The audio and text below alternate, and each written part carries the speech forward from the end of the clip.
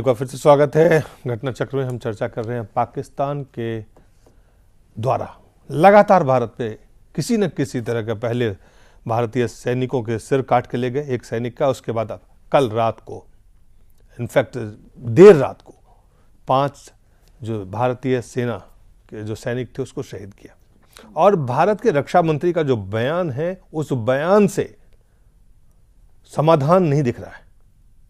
लगता है कि उन्होंने पाकिस्तान के जो मंसूबे थे उनको सोचते हुए बयान दिया है कि नहीं, पाकिस्तान के वो आर्मी के लोग नहीं थे, आर्मी के सेना जो पाकिस्तान आर्मी के ड्रेस में वो आए थे वो आतंकवादी थे। बड़ा सवाल है। आपको अलग अलग सबसे पहले पार्टियों की राय, गुरदास गुप्ता उन्होंने क्या कहा है वो आपको हम दिखाते हैं। All that Pakistan has done, Pakistani soldiers have done, should be condemned beyond any doubt. Integrity and sovereignty of the country cannot be given away to anybody in the world, whether Pakistan or anybody else.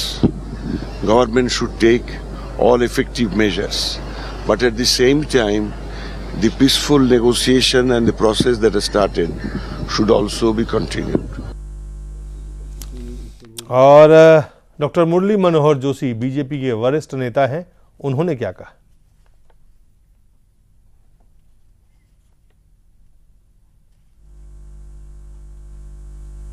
नियंत्रण रेखा को बार बार अतिक्रमित किया जा रहा है और वो उनके जो नवाज शरीफ साहब हैं वो हिंदुस्तान से बात करने के लिए भी बार बार बोल रहे हैं। उनको ये समझना चाहिए कि एक समझौता हिंदुस्तान और पाकिस्तान के उस ज़माने के नेताओं में हुआ था कि तब तक कोई बात नहीं होगी जब तक कि पाकिस्तान आतंकवादी और अतिक्रमणकारी घटनाओं को अपनी ज़मीन से या अपने कब्जे की ज़मीन से चलाता रहे।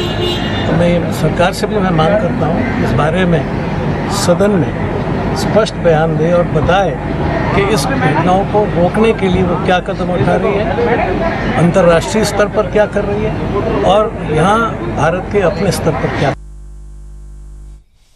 केसी त्यागी हैं, जनता दल यूनाइटेड के नेता हैं, उन्होंने क्या कहा है वो भी आपको हम दिखाते हैं।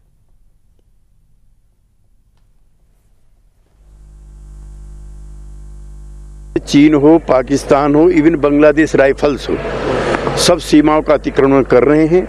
ये सरकार की कमजोरी है, पूरा राष्ट्र चिंतित है। हमारे सैनिकों के बीहेडेड होने की खबर आ रही हैं, रोज सीमाओं पे अतिक्रमण हो रहा है। एक साफ संदेश पूरे देश को जाना चाहिए कि 1 इंच जमीन भी किसी भी सीमा की न कम होने दी जाएगी। हम युद्ध नहीं चाहते, लेकिन ये संदेश पड़ोसी मुल्कों को जाना चाहिए। ये संदेश पुष्पेंद्र जाएगा, कौन भेजेगा? सरकार कमजोर। रक्षा मंत्री का बयान आप देख रहे हैं। इस लगातार हमले एक के बाद आप एक देखें, 26 नवंबर जो 11 के हमले मुंबई में हुए, उस पर कुछ नहीं हुआ, उसके बाद भी कुछ नहीं हुआ, अब भी कुछ नहीं हुआ। अब भी जिस तरह का बयान है वो साफ दिखाता है कुछ करने के लिए तैयारी है ही नहीं, सोच नहीं है। दिलीप, यही मैं कह रहा हूं कि ये एक रस्म अदायगी हो गई है। जब भी कोई हमला होता है, जब भी 10 फौजी मार दिए जाते हैं, घुसपैठ बड़े लेवल की हो जाती है, टेलीविजन दिखा देता है, लाइव बता देता है, तो ये तमाम सारे नेता, मैं समझता हूं कि सरकार के अलावा जितने भी लोग बयान दे रहे हैं, उनकी नियति यह है कि उनको यह बयान देना है कि मैसेज जाना चाहिए। आज पाकिस्तान के अंदर भारत का लोकसभा और राज्यसभा का टेलीविजन लाइव चला है और वहां के बड़े बड़े नेताओं ने देखा है और किस तरह से यहां बटी हुई सियासत जो बस कि आप मैसेज कौन सा दे रहे हैं भाई? जो लाइव टेलीविजन देख रहे हैं, आप पाकिस्तान के मुद्दे पे आप आपस में भिड़े हुए हैं। एक कहता है दहशतगर्द आए थे, फौज की वर्दी पहन के आए थे, एक कहता है ऐसा नहीं हुआ। और इस बीच में आप ये देखें कि पाकिस्तान ने ये कह दिया कि ये भारत की अपनी ही कोई चाल है।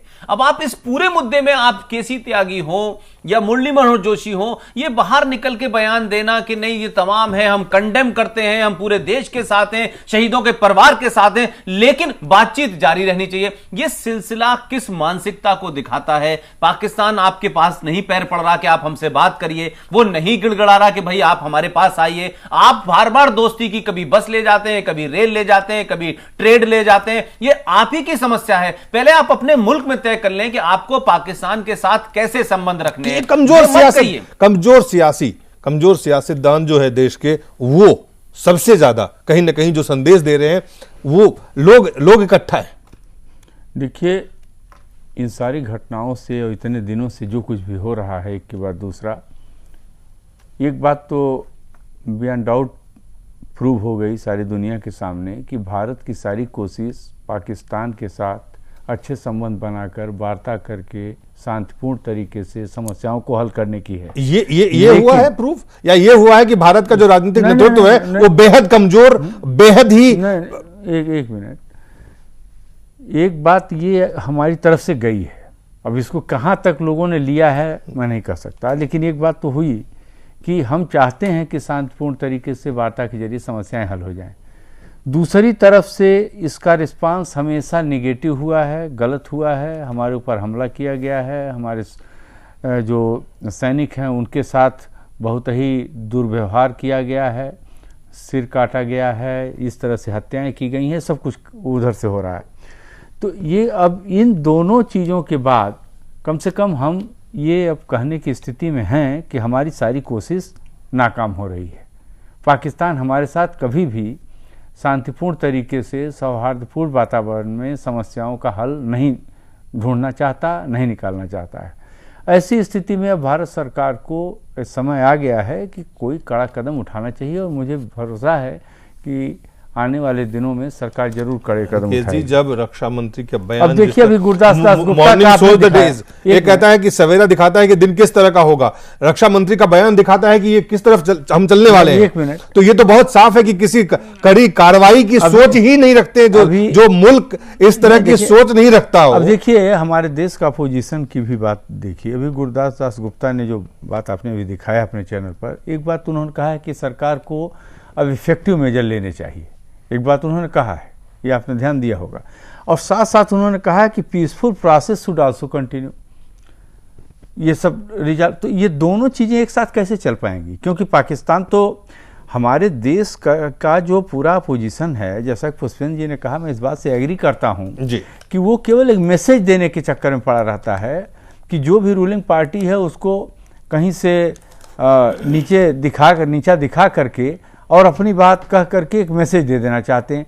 ये दोनों चीज़ें एक साथ नहीं होंगी। पीसफुल प्रोसेस के जरिए कंटिन्यू करना चाहिए और वार्ता करके समस्याओं को हल करना चाहिए। इसके लिए तो बहुत कोशिश हो चुकी, लेकिन उनकी तरफ से जो रिस्पांस आ रहा है वो यही सब आ रहा है। तो ये कब तक ये पीसफुल प्रोसेस और टाक और ये सब चलता रहेगा? तो मैं समझता हूं कि अब समय आ गया है कि सरकार को उस पर कड़े कदम उठाने चाहिए। लेकिन सवाल यहाँ पे पुष्पेंद्र एक और चीज देखिए, सिर्फ सरकार नहीं, विपक्ष जो संसद में जो बहस है, विपक्ष का जो रवैया, विपक्ष मतलब सिर्फ भाजपा नहीं, तमाम दलों, कई और दल हैं जो विपक्ष में हैं। आप अगर रवैया देखें, रुख देखें, उनकी सियासत देखें, उनकी सियासी सोच देखें, वो भी सरकार से अलग अगर आप देखें तो नहीं है। देखिए, मैंने वही बात कहा कि आप किसी एक घटना मात्र पे जब डिस्कशन होने लगता है तो मुझे लगता है कि इतने सीरियस इशू पे और जो नेशनल इशू है जिसमें उसमें भी लोगों के अपने अपने कुछ एजेंडे हैं जो बहुत, अब जैसे मुलायम सिंह जी जब बात कर रहे थे तो काफी देर उन्होंने बोला, लेकिन वो चाइना को बीच में ले आए, जबकि बहस का मुद्दा का जो था वो पाकिस्तान था। फिर इस तरीके से डाइल्यूट करते हुए जब लेफ्टिस्टों के पास बात कही तो उन्होंने भी ये बात कही, लेकिन एक राइडर लगा दिया कि नहीं, बातचीत भी होनी चाहिए। मैं ये सवाल ये कह रहा हूं कि क्या भारत के डिप्लोमेट्स को, भारत के जितने भी चाणक्य हैं जो इस विदेश नीति को बनाते हैं, क्या उनको ये समझ नहीं आ रहा, क्या ये दिख नहीं रहा कि जिस मुल्क ने, जो इस छोटे से मुल्क ने इस दुनिया के सबसे पावरफुल मुल्क को 10 साल तक उसके साथ कंधे से कंधा वार ऑन टेरर में उनके साथ रहा, जो फंड पाकिस्तान को मिलता रहा, उस फंड का आर्मी को भी इस्तेमाल दिया गया और मुशर्रफ ने अपने बयानों में, अपनी किताबों में, अपने इंटरव्यूज में ये कन्फेस किया कि उसमें से पैसा टेररिस्टों को भी देते थे। और जो उस पूरे टेरर का जो सबसे बड़ा हीरो था वो पाकिस्तान के अंदर 10 साल से छुपा हुआ था। तो जो छोटा सा मुल्क उस मुल्क से पैसा भी लेता हो, उस पर डिपेंड भी हो, उस पर दबाव भी हो, जब वो उसको इतना बड़ा धोखा दे सकता है, उतना बड़ा बेवकूफ बना सकता है, तो आपकी हैसियत क्या है उसके सामने?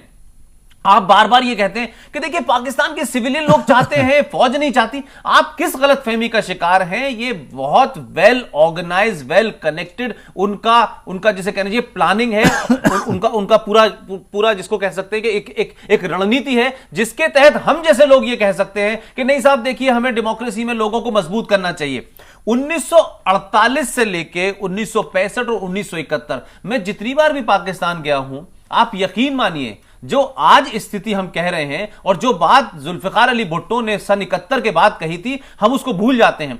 जब भी बात इस बात की होती है कि भारत के साथ कैसे रहा जाए, आप यकीन मानिए कि पाकिस्तान की किताबों, हिस्ट्री में जिस तरह से भारत को दिखाया जाता है, जो वहां बातचीत होती है, ये जुल्फिकार अली भुट्टो ने ऐसे ही नहीं कहा था कि हम भारत को इतने कट 1000 उनके कट मारेंगे कि वो हमेशा खून रिश्ता रहे। ये इसलिए पॉलिसी बनाई थी कि आज भी पाकिस्तान के लोग, बच्चों को यह बताया जाता है कि पाकिस्तान फौज के 95,000 फौजियों को किस तरह से समर्पण कराया। जनरल न्याजी की पिस्तौल से उसमें से कार्टेज निकाल के किस तरह जनरल अरोरा ने उनके तमाम स्टार खींचे, वो तस्वीर उनके जहनों में है और उस वक्त पाकिस्तान को समझ में आ गया था। लेकिन उनके जहन में है, उनके जहन में है, हमारे जहन में क्या है?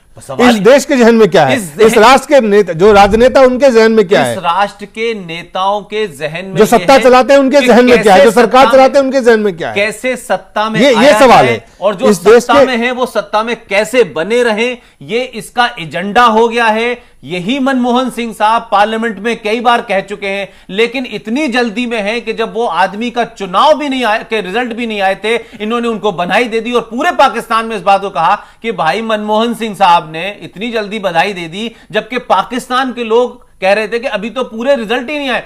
तो ये जो जल्दबाजी है, ये मैं फिर वही कह रहा हूं, ये हो सकता है कि फौरी तौर पे मैं अपनी बात को सब्सटेंशिएट न कर पाऊं।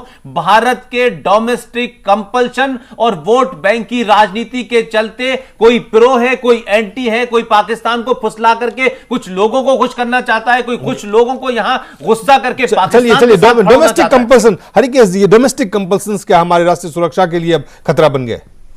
वोट पॉलिटिक्स, देखिए वोट पॉलिटिक्स से फिलहाल इसको न जोड़ के देखा जाए तो बेहतर है, लेकिन अगर वोट पॉलिटिक्स की बात आप करते हैं तो ये बात सही है कि हमारे देश में बहुत सारे फैसले सारे राजनीतिक दलों के वोट को ध्यान में रख करके होते हैं और राष्ट्रीय सुरक्षा के मसले को नहीं लेकिन राष्ट्रीय सुरक्षा के मसले को इसमें न लाया जाए, इसीलिए मैंने कहा तो ज़्यादा अच्छा है, क्योंकि राष्ट्रीय सुरक्षा एक ऐसी चीज है जिसके साथ कोई भी कॉम्प्रोमाइज नहीं हो सकती।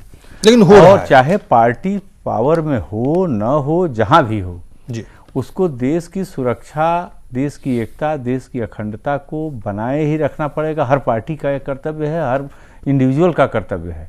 अगर देश ही नहीं रहेगा तो ये राजनीति कहाँ होगी और आप करेंगे क्या? कुछ भी कैसे होगा? तो देश को के सुरक्षा का जहाँ सवाल है वहाँ पर तो सबको यूनाइटेडली एक राय से एक बात करके करना चाहिए। और हम समझते हैं कि इसमें अगर कभी ज़रूरत हो तो सर्वदलीय बैठक भी की जा सकती है और उसको सबकी राय जाननी पड़ेगी। इंदिरा जी अक्सर ये किया करती थी और उन्होंने जब कभी भी पाकिस्तान की चुनौती आई तो बड़े मजबूती के साथ उन्होंने उसका मुकाबला भी किया। और पाकिस्तान के लोग जो अत्याचार कर रहे थे बांग्लादेश में, तो बांग्लादेश की जनता ने इसीलिए अपने आप को उनसे अलग कर लिया। तो ये सारी स्थिति भी हुई है, तो लेकिन आज भारत की 97,000 फौज जो वहाँ पर सरेंडर की, बांग्लादेश जो आज बना हुआ पूर्वी पाकिस्तान था, वो सब भी इतिहास है। तो भारत के लोगों के मन में कहीं न कहीं ये बात रहती है, जो लोग भी व्यवस्था चलाते हैं, कि इतनी सारी घटनाएं घटी हैं, पाकिस्तान इन सब चीज़ों से कोई सबक लेगा और कहीं सही रास्ते पर चलेगा। लेकिन मैंने वही कहा ना आपसे कि हर तरह के मौके देकर देख लिए गए, हर तरह की कोशिश करके देख लिया गया। ऐसा लगता है कि पाकिस्तान कभी भी सुधरने की, पाकिस्तान के पास एक नीति है, उस पाकिस्तान की एक नीति है, नीति क्लियर है। पाकिस्तान की राष्ट्रनीति, पाकिस्तान की राजनीति, पाकिस्तान की व्यवस्था, वो भारत के खिलाफ, भारत के विरोध और भारत में अशांति जो फैला करके, आतंक फैलाना उनका एक स्टेट पॉलिसी है। जो फांसी उनकी एजेंसी हो, आर्मी हो, उनके राष्ट्रपति हो, उनके जो फांसी दिए गए पूर्व प्रधानमंत्री जुल्फिकार अली भुट्टो साहब थे, जिनको फांसी दे दिया था जियाउल हक ने, जिन्हें उन्होंने कई जनरल्स को सुपरसीड करके बनाया था, बाद में उन्होंने उनकी फांसी दी। उनकी फांसी, जबकि उन्होंने जा करके यूनाइटेड नेशंस में एक बार बोला था कि हम भारत के साथ 1000 वर्षों तक लड़ाई लड़ते रहेंगे, और भारत के खिलाफ उनके मन में इतना ज़्यादा जहर था कि उसको उन्होंने यूनाइटेड नेशंस में जा करके इस तरह से उगला था। तो भारत ने तो एक लाइन जोड़ रहा हूं आप जुल्फिकार अली भुट्टो के पिताजी किस तरीके से हैदराबाद रियासत के साथ खेल कर रहे थे, किस तरीके से उनकी बेइज्जती हुई और उनको किस तरीके से भारत के साथ जुड़ना पड़ा, ये तमाम सारी चीजें उस इतिहास से जुड़ी हैं। और जो बात अभी आप कह रहे थे कि डोमेस्टिक कंपल्शन, ये रेफरेंस के लिए मैं कहना चाह रहा हूं कि आज आप देखें कि आपका एक नेचुरल दोस्त, एक कल्चरल दोस्त, जिसके संबंध धार्मिक सांस्कृतिक भारत के साथ सबसे ज्यादा जुड़े हुए हैं, श्रीलंका।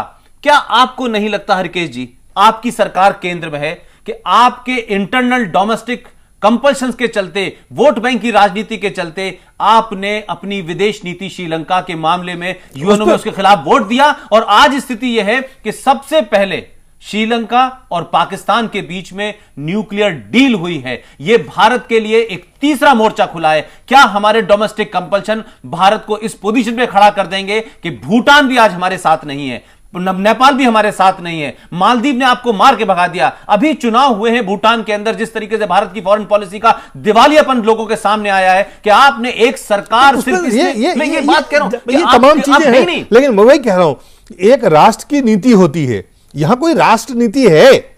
अगर वो नीति है तो क्या है? यहां सब चीज पे राजनीति रहेगा। यहां विदेश नीति एक हथकंडा बन गया है राजनीति करने का। विदेश नीति भी एक एजेंडा है। जैसे मैनिफेस्टो में लिखा जाता है कि हम उत्तर प्रदेश में आएंगे तो मुसलमान दहशतगर्दों को छोड़ देंगे, इसी तरीके से भारत की विदेश नीति जो नेहरू के जमाने से चल रही थी वो सिर्फ कागज पर रह गई है। अब छोटे छोटे इंटरेस्ट, छोटे छोटे सत्ता के लोग इस विदेश नीति को तहस नहस कर दिया है। इसीलिए भारत का रक्षा मंत्री समय खत्म हो गया। पुष्पेंद्र, बहुत बहुत धन्यवाद। हरकेश जी बहुत बहुत धन्यवाद, और आप सब लोगों का बहुत बहुत धन्यवाद।